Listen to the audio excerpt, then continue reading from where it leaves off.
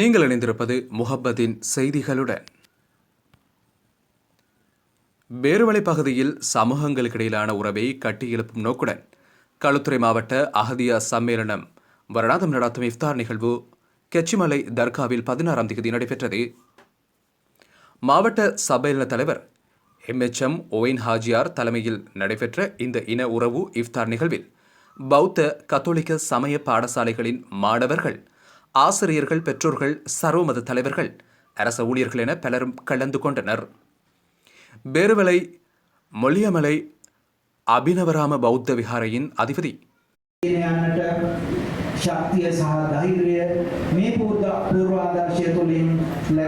ஹெடிகல்லே விமலரசார தேரோ கண்டி கட்டுக்கலை பள்ளிவாசல் இமாம் மௌலவி AAM அஸ்லம், பேருவளை பிரதேச செயலாளர் ஜானக பெரேரா, போலீஸ் நிலைய பொறுப்பதிகாரி MR நவரத்ன ஆகியோர் இங்கு சமூகங்களுக்கிடையிலான உறவுகள் கட்டியெழுப்புவதன் அவசியம் குறித்து வலியுறுத்தி உரையாற்றினர்.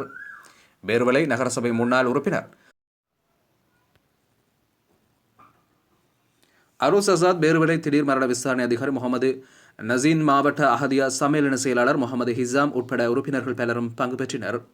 இந்த செய்தியை வழங்கியிருந்தார் எமது முகமது உலகத்தின் பிராந்திய செய்தியாளர் பேருவளை BM முக்தார்.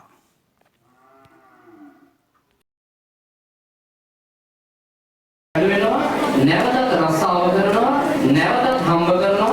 ඔහොම තමයි මිනිසාගේ ජීවන චක්‍රය ගෙවෙන්නේ. මේ ආධ්‍යාත්මික මේ ඉගැන්වීමෙන් මේ උපවාසයෙන් අපට උගන්වනවා තමන්ලම තියෙන දේ තමන්ට විතරක් කරගන්න එපා. හිත දමනය කරගන්නේ කොහොමද? තමන් කැමති කෑම, තමන් කැමති වීම ළඟ තිබිලත් ඒ මුස්ලිම් මිනිසයා දෙවියන් වහන්සේට බියපක්තියෙන් ඉන්න මිනිසයාට කිසිම හේතුවක් පිට ඒකට අත තියන්නවත් හිතෙන්නේ නැහැ. මොන තරම් රස කෑමක් තිබුණත් දෙවියන් වහන්සේ බලාගෙන ඉන්නවා කියන ආධ්‍යාත්මික දියුණුව. මොකද නබිනායකතුමාට මේ අවස්ථාවකදී පවසනවා දෙවියන් වහන්සේ ගැන දේව බියගතියක් තියෙන මනුෂ්‍යයා පව් කරන්නේ නැහැ කියලා. තවත් අවස්ථාවකදී කිව්වා ඔයාට පව් කරන්න ආසයි නම් දෙවියන් වහන්සේ නොදකින තැනකට ගිහිල්ලා පව් කරන්න කියලා කියනවා. දෙවියන් වහන්සේ නොදකින තැනක් කියන්නේ ලෝකේ කොහෙවත් නැහැ. ඒ නිසා මේක ආධ්‍යාත්මික දියුණුවක්. අපිට ලබා දෙන ආධ්‍යාත්මික දියුණුවක්. මේ එක මාසයක මේ දියුණුව ඉතුරු මාස 11කටම අපි ඒක හරියටම අරගෙන යන්න ඕනේ කියන එක තමයි මේකේ ආධ්‍යාත්මික දියුණුව. අපේ හාමුදුරුවනේ ඔකේ දෙවෙනි වාසිය තියෙනවා ශාරීරික සුවතාවය. සෞඛ්‍ය සම්පන්න ජීවිතයක් ගොඩනගා ගැනීමට මේක ප්‍රධානතම රුකුලක්. මම අර මතක් කරා වගේ ආරණ්‍ය වල ඉන්න ස්වාමීන් වහන්සේලා එක්තරා උපවාසයක් ගොඩනගනවා. බුදුහාමුදුරුවන් විනය පිටකයේ සඳහන් කරන්නේ ඒ උපවාසය කරන්න හේතුව මොකද්ද? ඒ උපවාසය කිරීමෙන් අනිත් දවසේ තමන්ගේ බණ භාවනාවන් කිසිම ප්‍රශ්නයක් නැතුව කරගෙන යන්න පුළුවන්. සාමාන්‍යයෙන් කෑම වැඩි වුණාම නිදිමත හැදෙනවා. නිදිමත හැදුනාම කිසිම දෙයක් අපිට කරන්න හිතෙන්නේ නැහැ. එතකොට තමන්ගේ හිත දමනය කරලා ඒ බණ භාවනාවන් කරන්න ආධ්‍යාත්මික පැත්තට තමන්ගේ දියුණුව කොට යන්න මේ निराහාරව සිටීම මත තමයි උපවාසය, ආහාර වර්ජනය. මේකට මේ වචනේ ගොඩක්ම ගැළපෙන්නේ. ආහාර නැතිකමට නොකා ඉන්නවට වඩා ආහාර තියාගෙන වර්ජනය කරනවා කියලා කියන්නේ හිත දමනය කිරීමට හොඳම උදාහරණයක්. එතකොට මේ ආහාර වර්ජනය බෞද්ධ දර්ශනයේ තියෙන ස්වාමීන් වහන්සේලා අනිත් දවසේ තමන්ගේ බණ භාවනාවන් ලස්සනට කරගන්න ප්‍රශ්නයක් නොවෙන්නේ මේ ඉගැන්වීම ඒක ගන්නලා තියෙනවා. ඕක කිතුණු ධර්මයේ තියෙනවා. මේක හින්දු ධර්මයේ තියෙනවා, ඉස්ලාම් ධර්මයේ තියෙනවා. ඒ වගේම ඔකේ සෞඛ්‍යවල තවත් හොඳම උදාහරණයක් තමයි ලෙඩක් රෝගයක් වුණාම දියවැඩියාවට ලේ පරීක්ෂා කරන්න අපි යනවා. අධිරුධිර පීඩනයට ලේ පරීක්ෂා කරන්න යනකොට දොස්තර මහත්තයා කියනවා හෙට උදේ 8 වෙද්දී එන්න පැය 10ක් 12ක් නිරාහාරව ඉන්න ඉඳලා එන්න කියලා කියනවා. ඒකේ තේරුම මොකද්ද?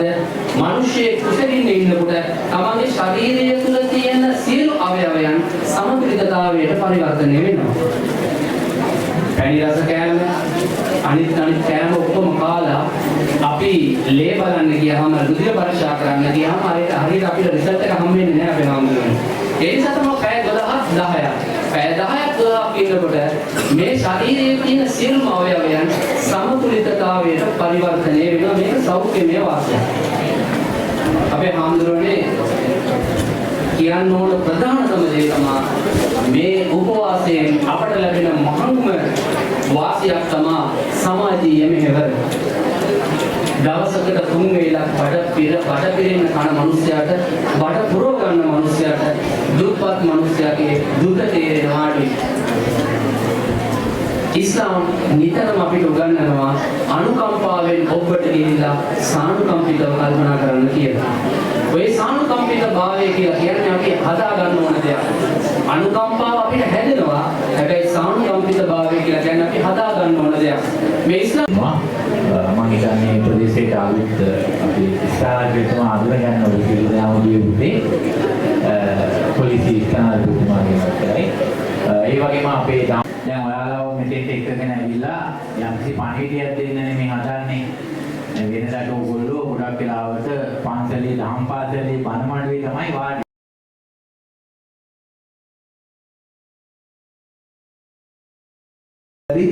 මේ විදිහටම අන්‍යෝන්‍ය සහයෝගයෙන් අනෙකුත් ආගමික පූජකවරුන් අනෙකුත් ආගමික පැතිවතුන් එකතු කරගෙන වැඩ කරන්නට අපට කිසියම් පූර්වාදර්ශයක් දෙනවා.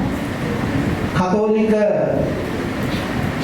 ආගමික උත්සවවලදී ආගමික කටයුතු වලදී මෙබඳු සහයෝගයෙන් සහජීවනයෙන් කටයුතු කිරීම සඳහා එක්තරා පූර්වාදර්ශයක් සපයනවා. ඒ නිසා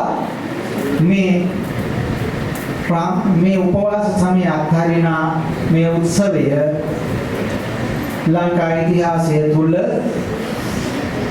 අනිකුත් ආගමික කණ්ඩායම් වලට බැතිමතුන්ට කිසියම් සුවිශේෂී පණිවිඩයක් එකතු කරන උත්සවයක් හැටියට මම නම් දකින්නේ. ඒ නිසා ඔබගේ මේ ලබා දෙන පූර්වාදර්ශය අප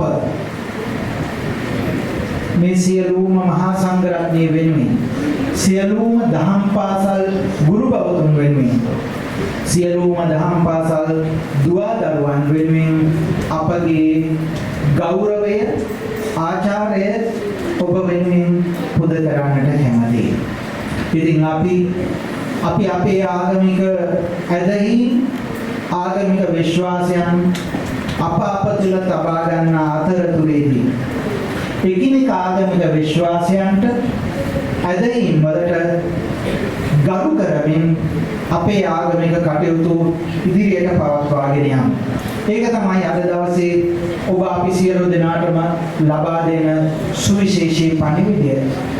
එහෙම අපේ ආගමික විශ්වාසයන් ඇදහිීම් මෙසේ තබාගෙන අනෙක් ආගමික විශ්වාසයන්ට ඇදහිීම් වලට ගරු කරනවා නම් මේ මානව ශිෂ්ටාචාරය ඊටම සොඳුරු නවාතැන්පලක් බවට පත් වේ. නමස්කාර. ඉතින් මම ගොඩක්ම සතුටු වුණා මම දන්න තරමට ලංකාවේ පළවෙනි වතාවට වෙන්නටි මෙවැනි වැඩසටහනක් සංවිධානය කරලා තින්නේ මෙම ප්‍රදේශයේ බේරුවල මුස්ලිම් බැතිමතුන් වෙනුවෙන් මුස්ලිම් ආගමික නායකයන් වෙනුවෙන් අපේ සියලුම ජාති ඒ වගේම සියලුම ආගමික එකට ජීවත් වෙ යුතුයි කියන පරිසරය අපි මුළු ලංකාවටම ඒ වගේම මුළු ලෝකයටම ආදර්ශයක් විදිහට කටයුතු කරන්නට මෙම වැඩසටහන මෙවැනි ආකාරයට සූදානම් කරලා තියෙන ගැන ඒ අවස්ථාවල සහභාගී වෙලා ඔබ සම්මානතලා වචනතුවා දෙකේ ආමන්ත්‍රණය කිරීමට මමට ආරාධනා කිරීම ගැන මා දෙවියන්ම සතුටු වුණා. බවට පරිවර්තනය කරගන්න පුළුවන්. මම හිතන්නේ මේ විචිත්‍රත්වයේ අග්‍රගණ්‍ය අවස්ථාවක් තමයි මේ අපි දකිමින් මුක්ති විඳින්න ඉන්නේ. සෑම අවුරුද්දක් පාසාම මාසයක් පුරාවටම මුස්ලිම් සමාජය මාසයක් පුරාවටම නිරාහාරව ඉන්නවා. මම හිතන්නේ මෙතන පෙළක් අය මේ පල්ලි සෝවියට් දෙපළකට අවසරයි ආගමේ සෝවියට් දෙපළකට අවසරයි. භාෂා කතා කරන බහු සංස්කෘතියන් පිළිපදින බහු ආගම් පිළිපදින විවිධත්වයක් එතනදී හසුරු වෙනවා. ඒ විවිධත්වය අපි එනම් මෙම සුවිශේෂී අවස්ථාවේ